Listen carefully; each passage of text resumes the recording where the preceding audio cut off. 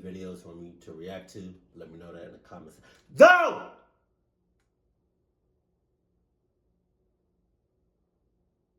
Sup? Go. If there's any videos you want me to react to, let me know that in the comment section below. Let's go. Whoa.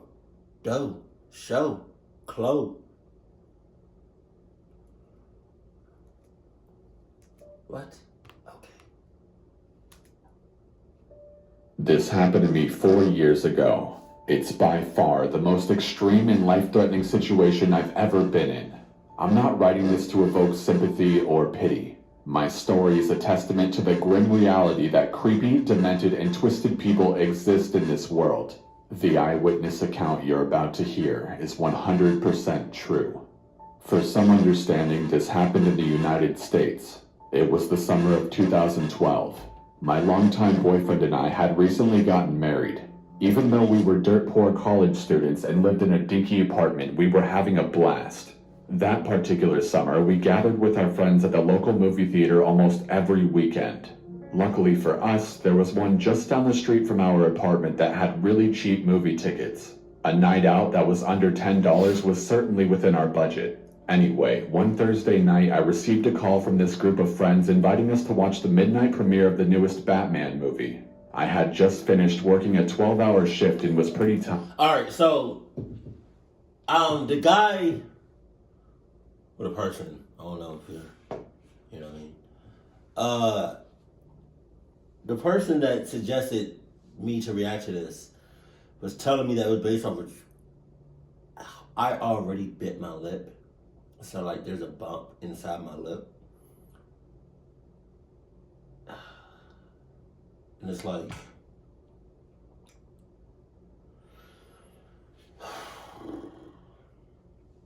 it's irritating because I keep biting it.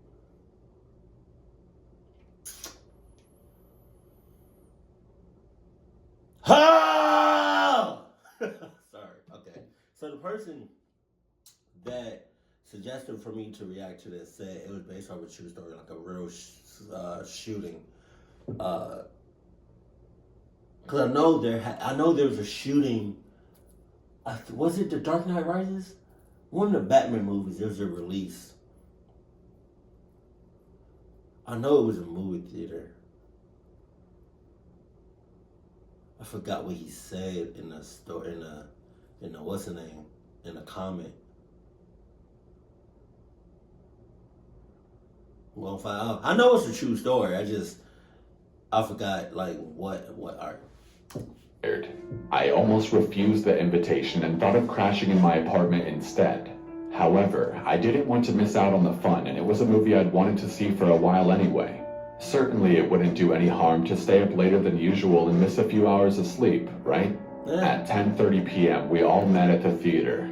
We passed large cardboard cutouts of Catwoman and Batman as we walked inside, greeted by the smell of buttery popcorn and the chatter of excited moviegoers. The ticket booth was to the right of the entrance, and just above that was an electronic list of movies being played. The 12 a.m. showing of The Dark Knight Rises was displayed up there in bright red letters. Being paranoid that the tickets would sell out quickly, one of my friends swung by earlier that day and purchased tickets for all of us. We bypassed the ticket line and went straight to the ticket taker. She smiled at us and kindly directed us to Theater 9, which was on the right side of the lobby. If only I had known what I do now.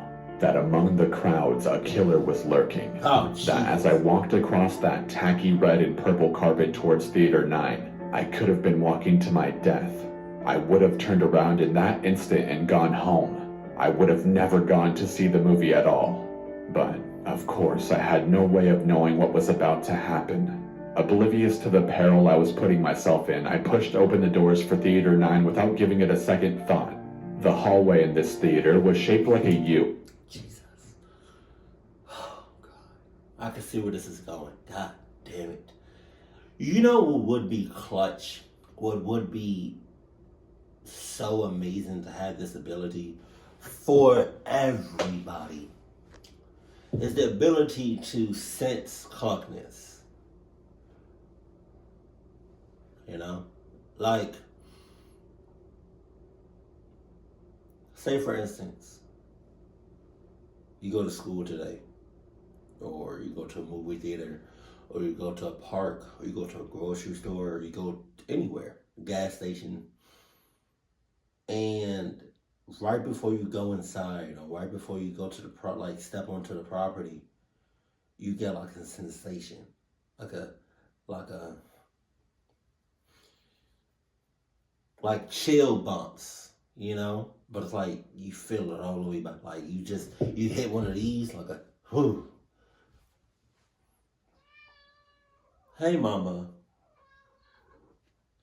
But you get like a little chill, right? And you automatically know that something is wrong. So something is about to happen. You know how many lives? God damn, mama. This is Misty.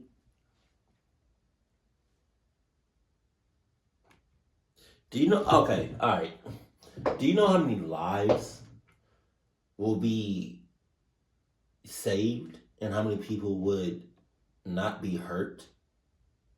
Oh, God. You could go either right or left.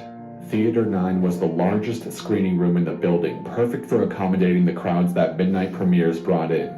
The screen was motionless and gray. Not even the previews had started yet because there was still a good hour and a half to go until the movie actually started. Wow. We entered on the right side, so all the seats were to the left of us. I remember being surprised at just how packed the theater already was. Just about every seat was filled, much to our dismay.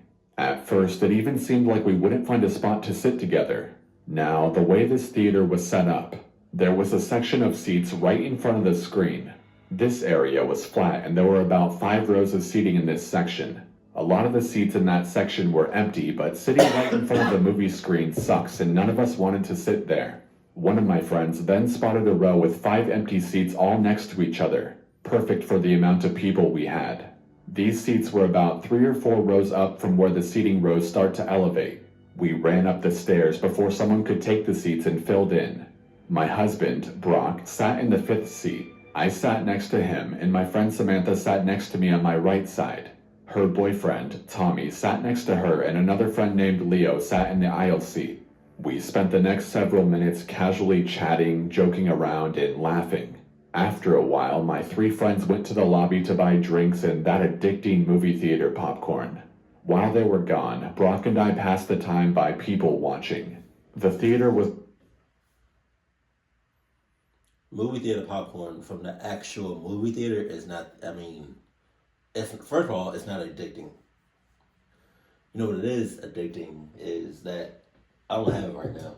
Oh, this brand of popcorn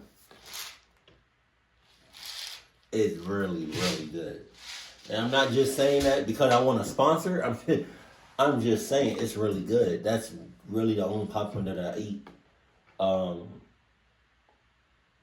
And then to go like with their seasons, I don't ever get popcorn from the movie theater. The overpriced popcorn. A small thing of popcorn costs $30. Get the hell out of here. Bright since the lights weren't dimmed yet and I could see everyone clearly. There were a lot of people dressed in Batman t-shirts and hoodies. One person even had a mask and one of those shirts with an attached cape. There were a lot of kids in attendance as well, which wasn't... A mask? See... I don't know if y'all know, but large gatherings of people makes me extremely nervous. Like a movie theater, going to the mall, a concert, a party, playground, the neighborhood, school. Like, unless I know you personally, my guard is up. Even then, even if I do know you personally, I just get nervous when it's a lot of people all in one place. I think because even though it was a Thursday night, it was summer vacation, so that meant that there was no school the next day. Of all the people I saw, the person I will never forget was the little girl sitting in our same row a few chairs away.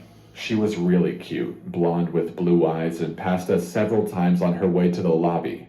each time coming back with various snacks and popcorn.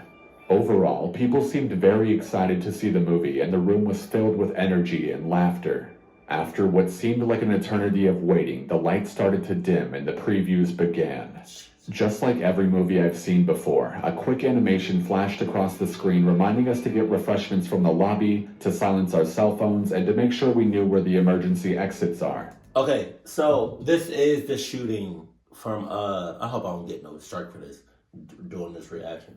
But this is the shooting that happened a few years ago. Yeah, it was The Dark Knight Rises. Okay. Oh my God. I don't think I ever, as far as I can remember, hearing it from another person's point of view that was actually there. I think this is my first time hearing this from somebody that was actually there. Oh my God. Oh my God. Oh God. Did he really have to say the little girl that was sitting in the front? Oh God. The animation had this ugly CGI cat in a tuxedo that was sitting in a movie theater. I casually glanced at the bright green emergency exit signs that were on the left and right sides of the movie screen. I didn't think much of the reminder like usual. I do. After that, I only remember one preview for The Man of Steel. The others I'm not sure what they were about. When the movie started, the theater erupted into cheering and clapping. The title of the movie, The Dark Knight Rises, exploded onto the screen. This was followed by the scene where Bane is hijacking a plane. I thought this scene was pretty cool and it caught my interest right away. Only when the movie started to get a little less interesting did I remember just how tired I was. I decided I would close my eyes at the more boring parts to get a little bit of rest. I had been awake for 20 hours at that point, so I was rightfully sleepy. Damn. My eyes were closed for most of the duration of Batman and Catwoman's encounter. I don't really remember what was going on in that part of the movie. Perhaps some of you have seen it and know what I'm talking about. Anyway, when I opened my eyes again, Bruce Wayne was on his computer digging up information on Catwoman. This is the last scene I saw. I never got to watch the rest of the movie. All of a sudden, a loud bang erupted from the left side of the theater. I sort of screamed a little because it startled me. A strange smell started to fill the auditorium. It was like the smell of a firework, so I thought it was a cherry bomb or something like that. Had someone thrown fireworks into the crowd as a prank? Then, down near the right side of the movie screen, the dark silhouette of a person caught my attention. They were just a black frame against the bright movie screen. A series of flashing lights was coming from this person. It was a weird moment where time literally slowed down and everything went strangely quiet. I was completely frozen, unable to move and really unable to think at all. It was like my brain had stopped working entirely. Brock caught on immediately to what was happening and he grabbed me. He pulled me to the ground and lay on top of me, shielding me with his own body. At this point in time, sound returned to me. I could hear the gunshots ringing out across the theater. God. People were screaming. The movie was still playing on top of it all, creating a chaotic explosion of sound. I realized the flashing lights I had seen were bullets flying out of a gun barrel. An instant sensation of adrenaline flooded my body. There was absolutely nothing I could do except lay there and hope to God that the bullets I heard ripping through seats and walls wouldn't go through me too. At one point, shrapnel hit my head, cutting off a good chunk of my hair. And as I reached for the spot to make sure it wasn't bleeding, hot pieces of metal fell into my hand. I was lying face up so I could see everything that was happening. The lights from a still-playing movie danced across the ceiling and walls. My friends were on the floor with me. Our unfinished bucket of popcorn was spilled all across the floor. Leo had his legs sticking out into the aisle because there wasn't enough room for him to hide completely behind the seats. At some point, Samantha's water bottle, which had been in a cup holder between our seats, exploded. Water splashed all over my face. The smell of gun smoke was overwhelming. Riot-grade tear gas made me cry and caused me to cough uncontrollably. There was another smell too. The horrible metallic smell of blood that I'll never forget. I remember my lower body feeling wet all of a sudden. For some reason, I thought this came from the leaking water bottle, but I soon realized this wasn't the case. All of a sudden, things went strangely quiet. The bullets had stopped for some reason. Tommy shouted for us to get out of here. We took advantage of the opportunity and made a run for it. We ran down the stairs across the front of the screen towards a bright green exit sign. We crammed into a small closet-like space where the door was. It was so dark we had a hard time finding it. We were screaming and slamming on the walls to find the door, blinded by the tear gas and dumbfounded by shock. Then, finally, my hands felt the metal door handle and I pushed against it with all my strength. The door flew open and the light of a nearby streetlight flooded our eyes. We had pushed against the door so hard that we all fell over onto the concrete. Samantha lost her pink flip-flops just outside this doorway. As I scrambled to my feet and literally ran for my life, I realized my legs were red. They were absolutely soaked with blood. Oh. It was like I dipped my legs into a bathtub full of it. I checked my body all over and I realized I wasn't injured at all. Where did this blood come from?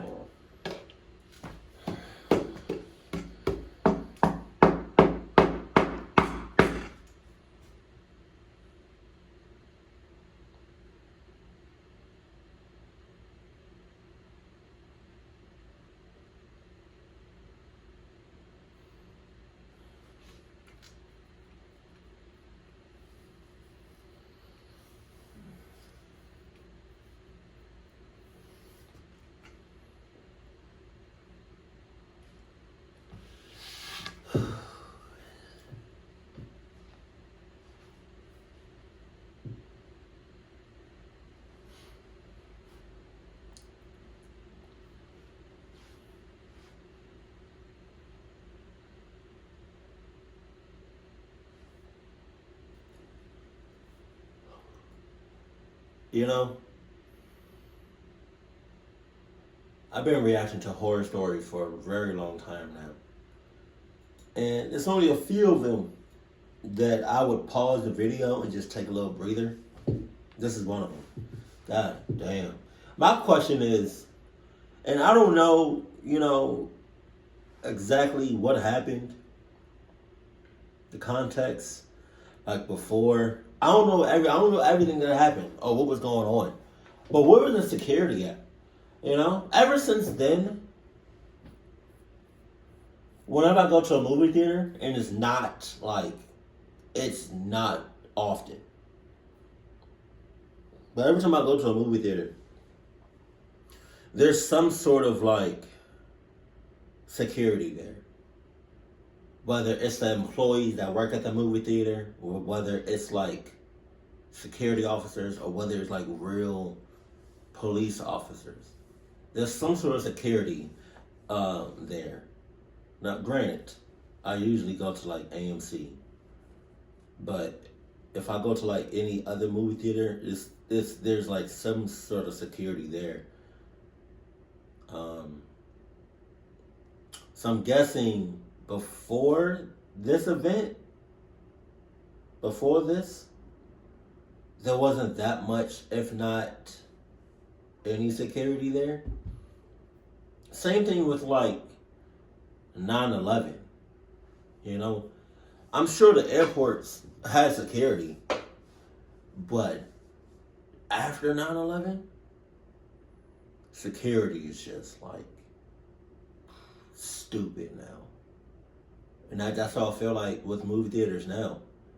Security out the ads. Out, Jesus. I looked behind me and realized that the blood was my husband's. Oh, he had God. been shot in the leg. A massive gaping hole had ripped through the lower half of Brock's right leg. His foot was barely hanging on and dangled lifelessly. Leo and a young man I didn't recognize were carrying Brock because after falling outside the door, he lost all of his strength and couldn't walk. I was completely shocked. I had no idea he had been injured, especially since he was right behind me the whole time and managed to escape the theater all by himself. How he did it on one foot, I'll never know. At this point, I screamed. My scream was so loud that it alerted nearby construction workers. The construction workers were doing road repair on this street, but as soon as they heard my scream and saw us running, they stopped working and watched what was going on. I'm not sure why this is such a vivid part of my memory. Anyway, they carried Brock along the backside. Question. Is this the real movie theater that it happened at? Or is this just like, just a random image? All the way to the end where the corner of the building is. This was quite a distance, several dozen feet. My husband then collapsed from exhaustion and pain, saying he couldn't move anymore. He laid down and a puddle of blood started to form beneath him. God damn. I looked back and realized we had left a trail of blood leading from the door all the way to our current position. I was trembling. I knelt beside Brock and glanced around to see who else was injured. Tommy had been shot in the knee and the hip and was further away in the parking lot. The teenager who helped my husband was also injured. His dad and mom were with him. His mom was sitting against the wall and looked like she was going to pass out. She was bleeding from several places. That family escaped at the same time we did. I guess they heard the bullet stop and decided to make a run for it too. We were all lucky because the shooting was still going on inside. I had to take off my shirt and use it to stop the bleeding. I'll never forget how lifeless and limp his leg felt, and I imagine... Okay. Did I miss it? Or like, did the dude, did he blow up like a side of like the building to get in? Or did he come in through the exit? I don't want to go back, but I'm just trying to figure out how he got in. And that's what a dead body must feel like. I got blood all over my hands and arms. The police showed up really, really fast. I'd say we were only outside for a minute or two before the red and blue sirens filled the night and rushed to our location. It probably helped that we were literally a block away from the police station. Oh, wow. A female officer stood by us the whole time until paramedics arrived, which took a very long time. Brock was one of the last to be taken to a hospital. He was bleeding out for almost 20 minutes before an ambulance pulled up on the same street with the road work. At this point, he had become almost unresponsive and was on the verge of unconsciousness. Several massive guys rushed across the grass with a stretcher, loaded him onto it, and then ran with him back to the waiting ambulance. I wasn't able to go with him because there was another injured person in the ambulance and it was too crowded. I wandered around to the front of the theater alone, unsure of where my friends had went. My blood-stained shirt and a pool of blood were left behind on the corner of that sidewalk. Walking through the crowds felt like a dream. I couldn't believe what just happened. People were in hysterics and crying everywhere. A lot of people, such as me, were covered in blood. And, like me, I'm pretty sure the blood staining their skin and clothes wasn't their own blood. A lot of people seemed to notice how lonely and dazed I looked, so they kept me company and even offered me a ride to different hospitals to find Brock, because I hadn't been told what hospital he was taken to. I hung around these people for a while as police swarmed the area and asked us what we saw inside the theater. The whole parking lot was on lockdown and we weren't going to be allowed to leave anytime soon.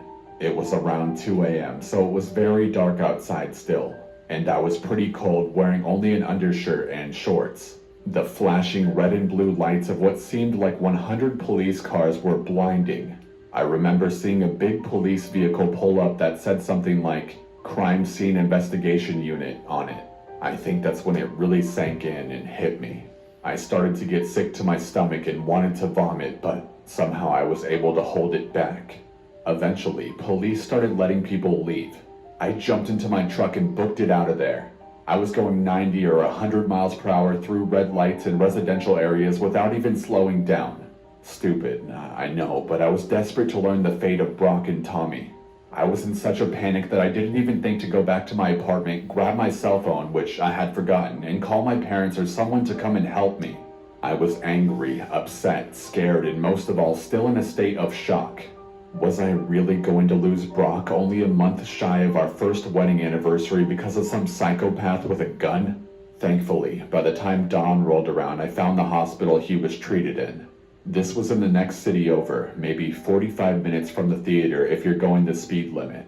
I was so happy to be there, and the hospital staff were all so welcoming and understanding. After making sure I wasn't injured as well, they let me wait in the ICU room that Brock would be placed in when he was done recovering from surgery. I was so glad that he was alive. Brock and Tommy both had survived, though many others weren't so lucky. Jesus. I found out the following day, after some much-needed sleep on a hospital couch, that 12 people were killed in this shooting and over 70 were injured. Damn! I remember they first thought 15 people were killed, but the real number was 12. The little blonde girl sitting in my row didn't survive. She died. I know there's a reason he said something about the blonde girl in the beginning of the story.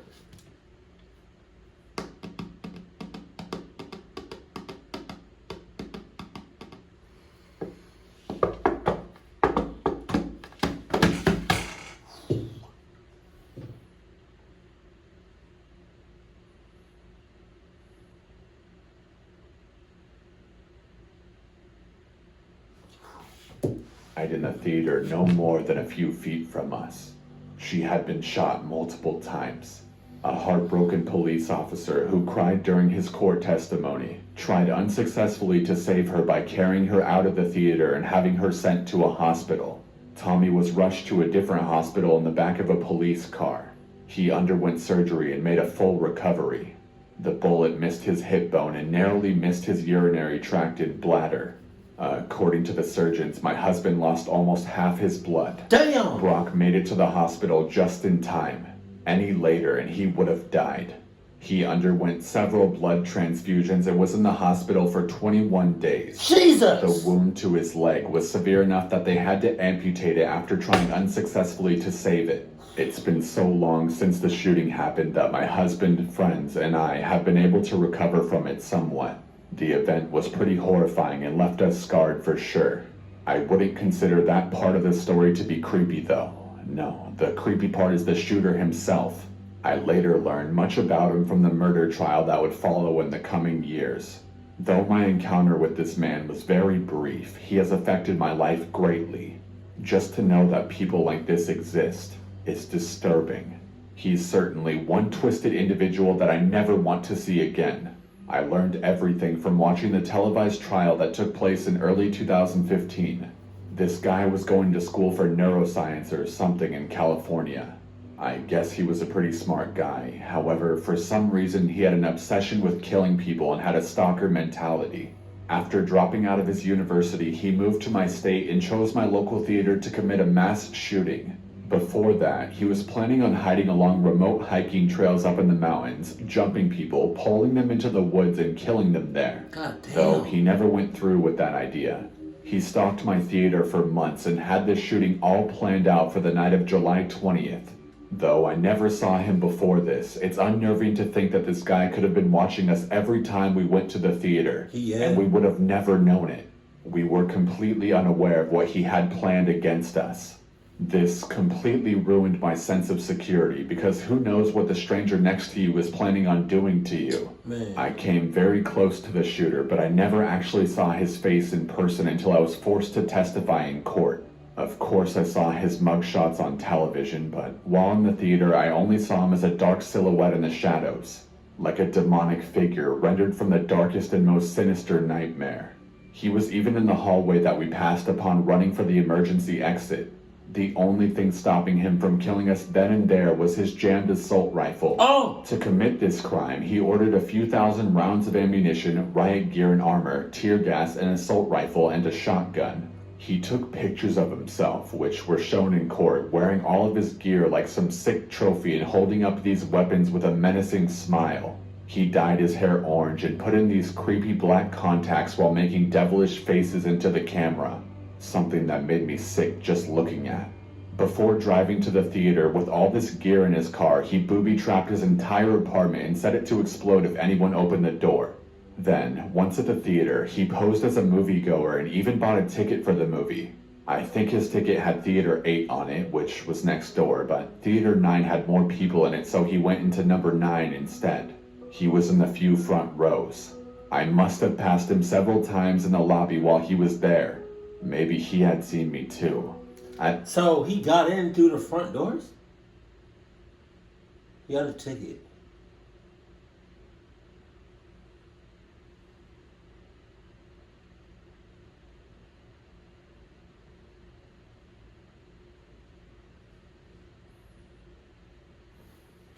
At some point during the movie, he got up and went through the side exit, which didn't have an alarm for some reason, kept it propped open with something, then went to his car to put on all of his armor and grabbed his weapons. Then he came back inside and started shooting. God. When we escaped the theater, we ran past his white car, which was parked right at the exit. We didn't even notice it. At some point, he came outside and he would have seen us there on the concrete. I don't know what stopped him from shooting people that were outside too, but he could have easily ended us there and then if he wanted to. I think the hardest part for me was facing this twisted individual in court. I'll never forget rising as they called my name, walking down the center row past my family, other survivors, and crowds of news-hungry media personnel. I sat right across from him, maybe only 10 feet away. While his orange hair was gone and he wasn't wearing any black contacts, being so close to him was a creepy and uncomfortable experience. My encounters with this man are certainly ones I will never forget. He looked crazy. I can now say that I've come face to face with a true, deranged psychopath. He just had this blank stare in his eyes the whole time. If eyes truly are the windows to the soul, then his soul was filled with nothing but a cold indifference for those he had murdered and harmed. He wouldn't even look at me. Sitting across from him in court was the second time I had knowingly been in the same room with this man. A man who tried to take my life, but thankfully failed. A man who would end up spending forever behind bars when, at the end of it all, he was sentenced to 3,318 years in prison for his crimes. This is to the man who tried to kill me. The man who has... Go back. Blank stare in his eyes the whole time. If eyes truly are the windows to the soul, then his soul was filled with nothing but a cold indifference for those he had murdered and harmed. He wouldn't even look at me. Sitting across from him in court was the second time I had knowingly been in the same room with this man. A man who tried to take my life, but thankfully failed. A man who would end up spending forever behind bars when, at the end of it all, he was sentenced to 3,318 years in prison for his crimes. 3,318. That's... I mean, I get it, you know. He's in life. I mean, he's in prison for life. But to say 3,000... To say 3,000... Jesus. You make it seem like... Y'all made it seem like not only he gonna get in jail for life, but anybody that's associated with him, any family members, any kids that he has, for generations, they're gonna be locked up because of your actions for the next 3,000 plus years.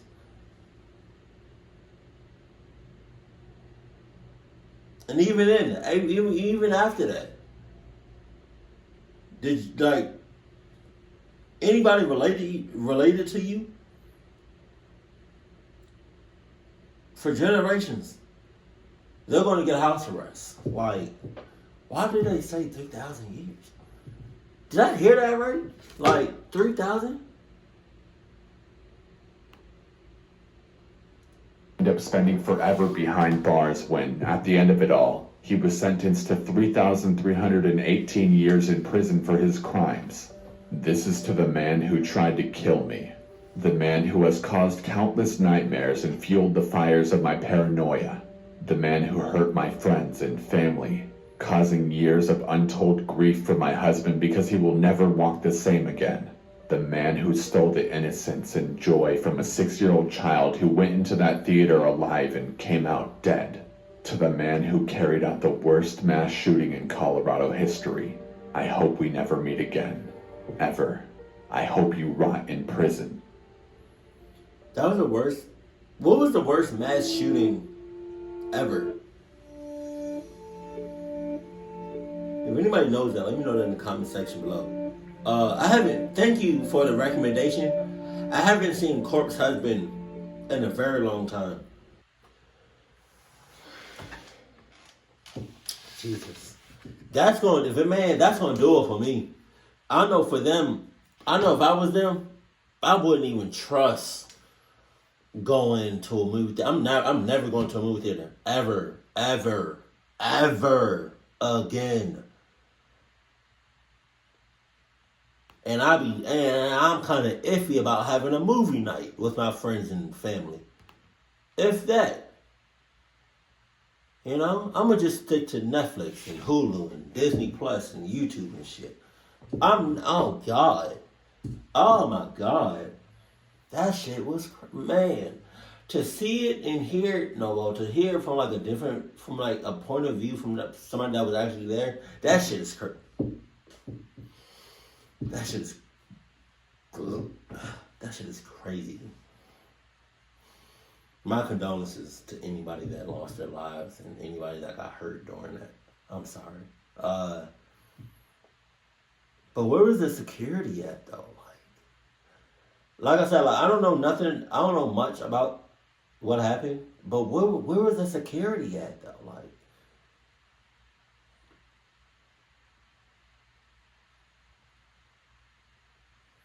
Nowadays they got security out the ass. I'm just saying, Jesus. If there's any corpse husbands videos you want me to react to, or any videos in general you want me to react to, let me know that in the comment section below. Keep it cool. Keep it classy, and I love you. Stay happy, my family.